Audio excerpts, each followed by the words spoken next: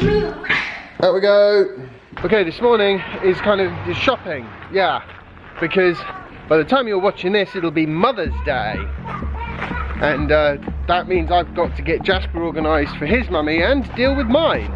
Come on, Jazzy! The other thing I want to buy today is a hinge, because hopefully I'm going to get that cheapish longboard that's going to turn up, and I want to cut the thing in half.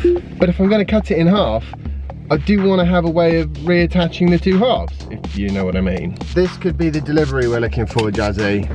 No, hopefully our delivery will turn up later. Let's go Mother's Day shopping. Is that what you want to get Mummy for Mother's Day?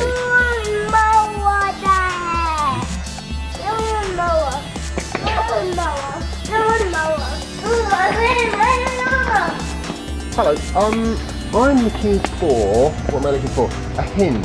A big one. A big plant. A little one. A little one. But which one do you think Mummy would like? I think we've got everything.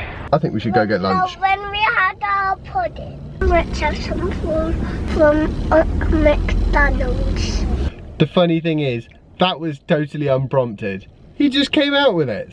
So, I mean, what is a guy to do?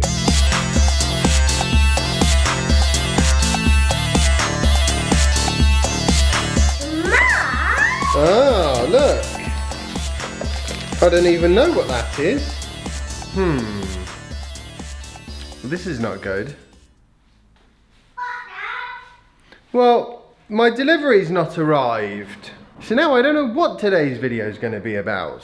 You see, what I was going to do is I was going to cut up a longboard. 4:30 now, and I will be quite surprised if it actually turns up. So as the delivery has not turned up yet, and in all likelihood won't, what I'm going to do is talk a little bit about a tweet that Elon Musk sent very recently.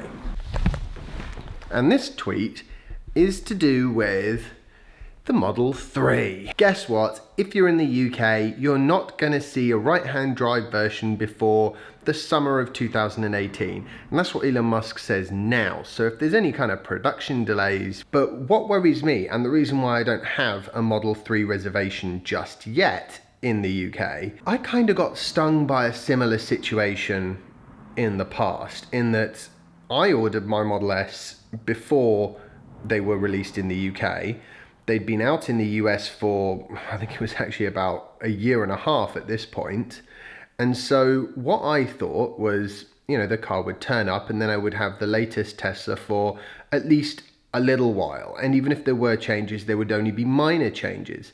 Turns out that one of the biggest hardware changes that was coming was only 2.5 months away from my delivery date.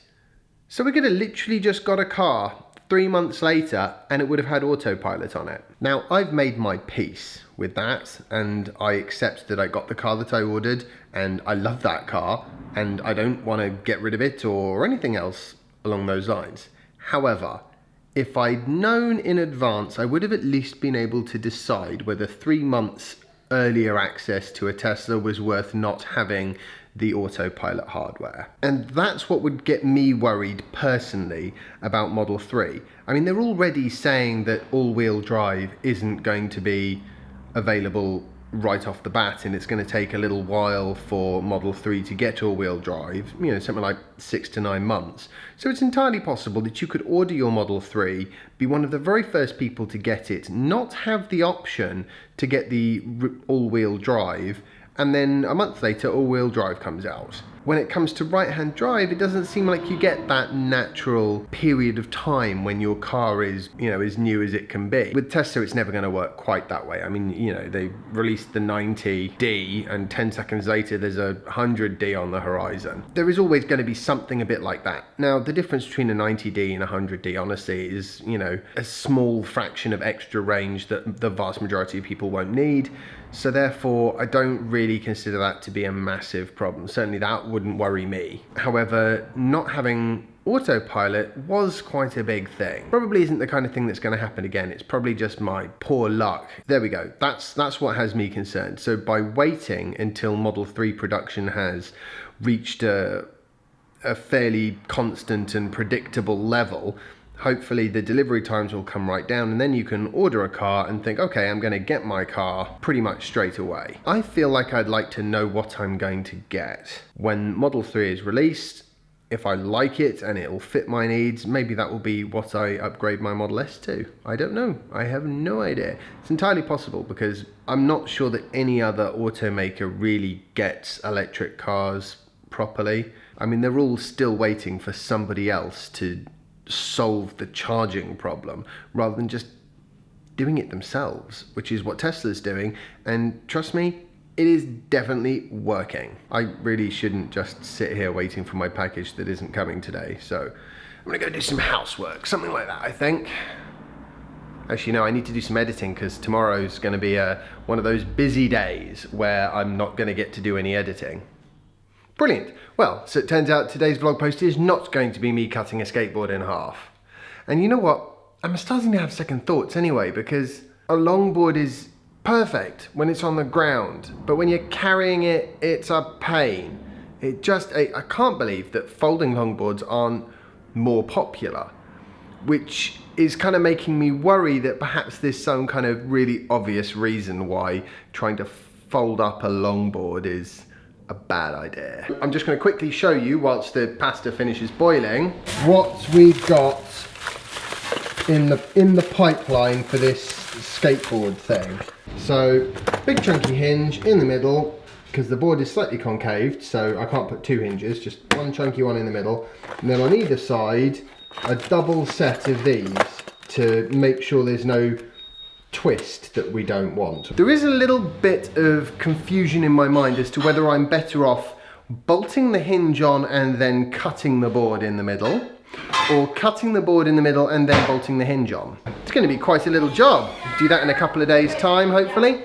And it sounds like the pasta has just finished boiling. Oh, okay. Jazzy is more or less in bed, which is fantastic. And I just can't help but sharing one last tweet that I've noticed from Elon Musk. I've been having a bit of a sort of Elon Musk tweet catch-up day. Basically, this tweet implies that the Model 3 is going to have a better range than the GM Bolt. I actually never expected that Elon Musk would allow the Model 3 to come out with less range than the Bolt. I would imagine that whatever had to happen in order to make it more range, he would do that. He always wants his cars to be the fastest and to go the furthest. And the Bolt is a challenge to the latter of those, with its EPA range of 238 miles, which is pretty damn good. So I would imagine the lower end Model 3 will probably do 250 is probably what they'll aim for, you know, 245, 250, something like that. And the top end maybe 290, 295. I think he said the maximum battery capacity on the Model 3 would be 75 kilowatt hours.